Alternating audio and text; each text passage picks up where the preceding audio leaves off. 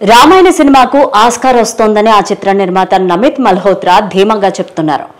2026లో దీపావళి నాటికి ఈ సినిమా మొదటి భాగం విడుదల చేయాలని చిత్ర యూనిట్ సన్నాహాలు చేస్తోంది.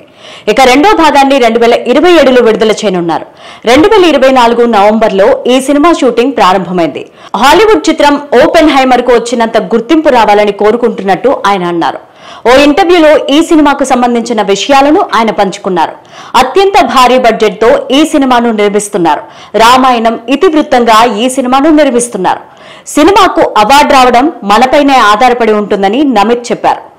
ఏ స్థాయి ప్రచారం చేశామనేది ముఖ్యమని, ఎలా ప్రచారం చేశామనేది ముఖ్యమని ఆయన అన్నారు.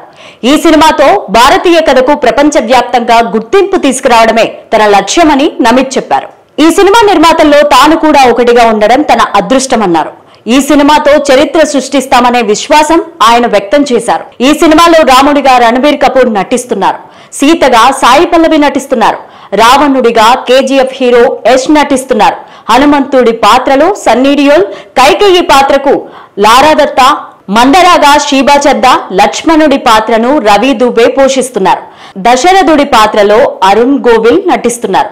కౌసల్యగా ఇంద్రకృష్ణన్, శూర్పణఖ పాత్రను రకుల్ ప్రీత్ సింగ్ పోషిస్తున్నారు. ఈ సినిమాకు నితీష్ తివారీ దర్శకత్వం వహిస్తున్నారు. నమిత్ 7 ఆస్కార్ అవార్డులను పొందారు. ఇంటర్స్టెల్లార్, డూన్ వంటి చిత్రాల్లో ఉత్తమ విజువల్ ఎఫెక్ట్ల కోసం ఆస్కార్ అవార్డులను గెలుచుకున్నారు.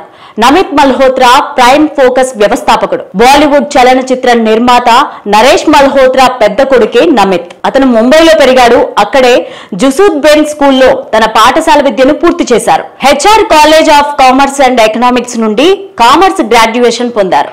సోనీ జీ ఎంటర్టైన్మెంట్ కోసం కోర్ట్ గర్ల్, టాప్ 10 వంటి అనేక టెలివిజన్ షోలు, సీరియళ్ల కోసం ఆయన గతంలో పనిచేశారు.